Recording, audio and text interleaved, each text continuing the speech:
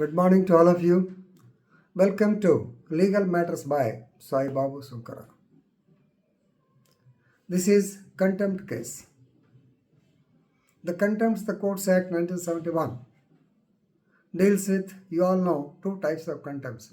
One is civil, second one is criminal contempt. Civil contempt ante emiti? So, not observing or not following the orders given by the civil court. Maybe writ petition, maybe injunction order, maybe a decree, maybe an execution, like that. ఏదైనా సరే court ఆర్డర్ని execute చేయకపోతే, implement చేయకపోతే, లెక్క చేయకపోతే, that is civil contempt. Administration of the కోర్ట్ని obstruct చేస్తే, process of కోర్ట్ని అబ్స్ట్రక్ట్ చేస్తే, మీ యొక్క మాటల వల్ల, చేష్టల వల్ల, అంటే జడ్జిల మీద బూట్లు వేయటం, లేదా బూతులు తిడటం, లేదా ఇష్టం వచ్చి ఫైల్స్ తీసుకోవడం, ఇలాంటివన్నీ క్రిమినల్ కంటెంప్ట్.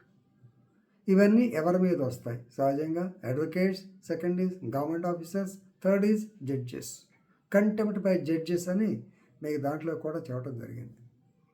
అలాగే ఇక్కడ కంటెంప్ట్ బై ఎన్సిడిఆర్సి మెంబర్స్, దాని గురించి మనం డిస్కస్ చేస్తున్నాం. Contempt by NCDRC members. NCDRC అంటే National Consumer Disputes Redressal commission.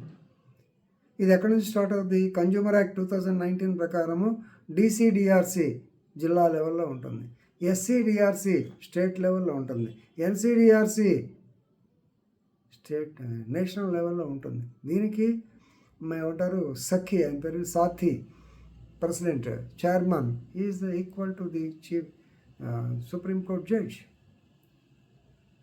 వారు సుప్రీంకోర్టు వారి మీద కంటెంప్ట్ కేసు బుక్ చేసే పరిస్థితి తెచ్చుకున్నారు. ఏమిటి, ఎందుకు వచ్చింది అనేది now let us go and discuss. This case law is Messrs. IREO Grace Realtors Private Limited. IREO Grace Realtors Private Limited means real estate company versus Sanjay Gopinath. Right? This is a civil appeal number 2764 by 2022. Of course, not is decided. Actually, Supreme Court expressed certain reservation. So, 24/4, 2 days back, this matter came up before the bench of Honorable Justice Hima Kohli and Ahsanuddin Amanullah. And they were in dilemma whether to accept the apology by the NCDRC members or not. They expressed certain reservations. ఎందుకంటే NCDRC it's an organization, forum, commission. వారు Supreme Court ఆర్డర్స్ని violate చేస్తారు అని అనుకోలేదు, కానీ జరిగినాయి. దానివల్ల వాళ్ళ ఎక్స్ప్లెనేషను, ఎఫిడవిట్ ఇవన్నీ చూసుకున్న తర్వాతనే ఓకే లెట్ us see అన్నారు. ఇంకా పూర్తిగా డిసైడ్ చేయాలి. ఈ పరిస్థితి ఎందుకు వచ్చింది ఇది మనం తెలుసుకుందాం. Sanjay Gopinath actually he filed a consumer complaint before Delhi DCDRC, before DCDRC number 1, ఏదో 1 to ఢిల్లీ సిటీ పెద్ద ఘటన, against IREO Grace Realtors Private Limited. ఏమిటంటే వీళ్ళు the so called IREO Grace Realtors అనేవారు they wanted to develop a real estate or an area called as, అంటే building కట్టిస్తుంటారు కదా, the corridors located at golf course road, Gurgaon. అసలు గుర్గాంలో అసలు విపరీతంగా పెరిగిపోయింది. So ఈ సందర్భంగా గుర్గాం అంటే ఏమిటి? So when you go back to Mahabharata, Gurugram అంటే ద్రోణాచార్యుడు గారు ఉంటే ఊరు. కౌరవులు పాండవులంతా ఆయన దగ్గరికి వచ్చి శుశ్రూష లేకపోతే శిష్యర్కం చేసి ఆర్చరీ, విలువిద్య అని నేర్చుకున్నారు. గురువు గారి గ్రామం కాబట్టి గురుగాం అనేవాడు. అది ప్రజెంట్లీ గురుగాం అయింది. Gurugram now it is Gurgaon. Nowadays Noida కానీ గురుగ్రామ్ కానీ భయంకరంగా డెవలప్మెంట్, ఢిల్లీ కన్నా డెవలప్మెంట్ అయినాయి. రైట్. సో ఈ ఏరియాలో ద కారిడార్స్ అనేటువంటి స్కై రైజ్ బిల్డింగ్స్ కడటానికి వీళ్ళు పెద్ద ప్లాన్ చేశారు. IREO Grace Realtors అందరి దగ్గర డబ్బులు వసూలు చేశారు. కానీ even after the period is over, they failed to complete the project. Right? So therefore, consumer conflict, definitely there is a deficiency of service. when they have taken money, collected money, they should have built it. NOC కూడా ఇచ్చి ఉండాల్సింది. ఇంతవరకు ఏమి జరగలేదు, case వేశారు. దాని మీద వాళ్ళ మీద ప్రజెంట్ స్టేజ్ ఏంటంటే వాళ్ళ మీద డెఫిషియన్సీ ప్రూవ్ చేస్తూ ఏదో డబ్బులు కట్టమన్నారు, వాళ్ళు కట్టలేదు. అల్టిమేట్గా వారెంట్ ఇవ్వటం జరిగింది. NBW was issued against Ireo Grace Realtors Limited. These people appeal before the honourable Supreme Court of India.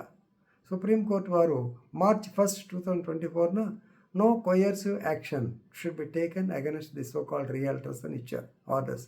1-3 2-3 వాళ్ళ లాయర్ గారు తీసుకెళ్ళి ఎన్సిడిఆర్స్కి ఇవ్వకపోతే తీసుకోవాలి.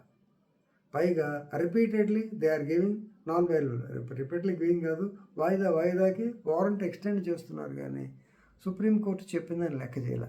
దాని మీద on the appeal made by the advocate on behalf of the area realtors, Supreme Court has taken it as a contempt. High Court and Supreme Court constitution ప్రకారమే కంటెంప్ట్గా తీసుకోవచ్చు.